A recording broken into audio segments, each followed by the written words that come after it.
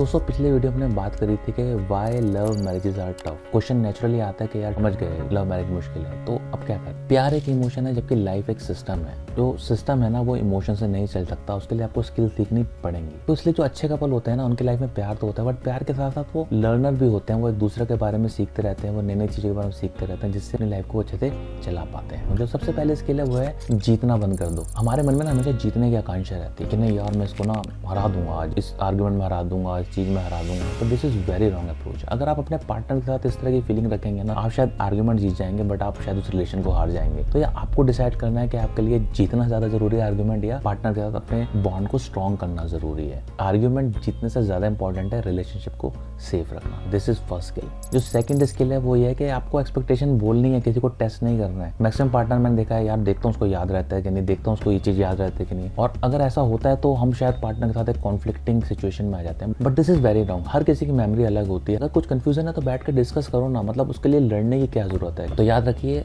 अपनी बात को क्लियरली बोलिए। No blame no attack. अगर आप ये सीख गए तो आपकी लाइफ के आधे कॉन्फ्लिक्ट वैसे खत्म हो जाएंगे। थर्ड स्किल जो बहुत इंपॉर्टेंट है वो है यार कि अगर इमोशंस आए ना तो पॉज ले लो। तो बेसिकली क्या होता है जब आप एक कॉन्फ्लिक्टिंग सिचुएशन में होते हैं ना, तो उस सिचुएशन के साथ साथ ना पिछली बहुत सारी सिचुएशन को जोड़ देते हैं। तूने तो तब ऐसा बोला था, तूने तो तब वैसा बोला था, मेरे साथ भी बहुत प्रॉब्लम होती थी। तो मैंने ग्रेजुअली ऑब्जर्व किया कि नहीं यार दिस इज नॉट करेक्ट। एक पर्टिकुलर चीज को लेकर कोई डिस्कशन चल रहा है या मान लो कोई कॉन्फ्लिक्ट भी हो गया, तो उसमें आगे पीछे की कहानियां जोड़ने की जरूरत नहीं है। और ऐसी कुछ इमोशनल बातें अगर आपके दिमाग में आ रही हैं तो टेक पॉज, डोंट रिएक्ट। और ऐसे पीछे रहने में आप ये मत समझना कि मैं डरपोक नहीं हूँ, मैं ये नहीं हूँ। कुछ लोग ये आर्गुमेंट भी देने लग जाते हैं, but this is foolish argument. आप दोनों सेम प्लेटफॉर्म पे हैं, तो ऐसा नहीं है कि एक बंदा चुप हो गया तो वो डरपोक है। Just live your life peacefully. एक स्किल जो हम मिस करते हैं वो है कि हम शायद ना स्पेस को ना दूरी समझ लेते हैं। जैसे कुछ आर्गुमेंट हुआ, कुछ प्रॉब्लम हुई, तो लड़ाई के बाद हम बात करने की कोशिश करते थे, इससे लड़ाई और बढ़ जाती थी। तो इट्स वेरी इंपॉर्टेंट कि अगर आपका आर्गुमेंट कुछ हो गया है या कुछ कॉन्फ्लिक्ट हो गया है, तो just give yourself and your partner a space. जब थोड़ा सा स्पेस आता है,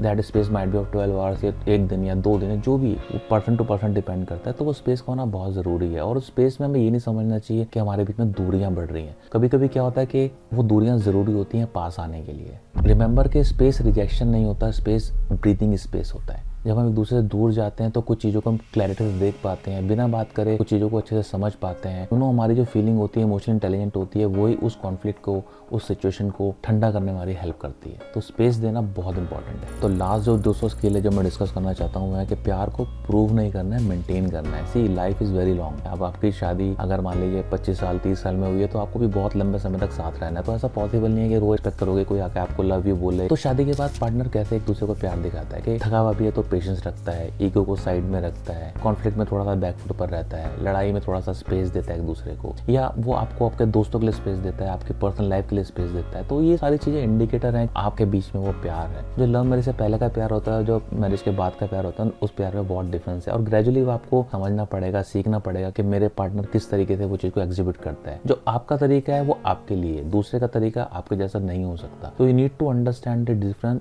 एंड एक्सेप्ट दिस। मैं यहाँ पे ये समझने की जरूरत है जो ये लाइफ है ना, ये इमोशन से नहीं चलती है, ये फीलिंग से नहीं चलती है, एक सिस्टम से चलती है। इस सिस्टम को चलाने के लिए हमें स्किल सीखनी पड़ती हैं। ये तो एक छोटा सा सेट है जो मैंने आपके साथ शेयर किया है। बहुत सारी चीजें जो आप जब समझदारी से चलते हैं एक दूसरे के साथ, तो आप life is the biggest teacher. अगर हम आराम से चलते रहते हैं तो लाइफ हमें अपने आप ये सब चीजें सिखाती रहती है। And I am quite sure, क्योंकि इन सारी स्किल से मेरे को भी लाइफ में बहुत बेनिफिट मिला है, तो आई एम 100% श्योर कि इससे लाइफ में आपको भी बेनिफिट मिलेगा। बट शर्त सिर्फ यही है कि हम इनको ऑनेस्टली सीखने की कोशिश करें, ऑनेस्टली डेली बेसिस पे अप्लाई करने की कोशिश करें। And I am quite sure कि you will see the result very soon. I hope कि इस स्टोरी के किसी न किसी हिस्से ने आपको टच जरूर किया होगा। तो आप अपने थॉट्स हमें कमेंट में बताइए। और अगर आप चाहते हैं कि इस तरह के टॉपिक्स पे हम आगे भी कुछ वीडियोस लेके आए, देन विल ट्राई कि अपने एक्सपीरियंस को हम शेयर करें। तो आपने हमारा कंटेंट यहाँ तक देखा, उसके लिए थैंक यू। मिलते हैं अगले इसी तरह के एक इंटरेस्टिंग साइकोलॉजिकल कंटेंट।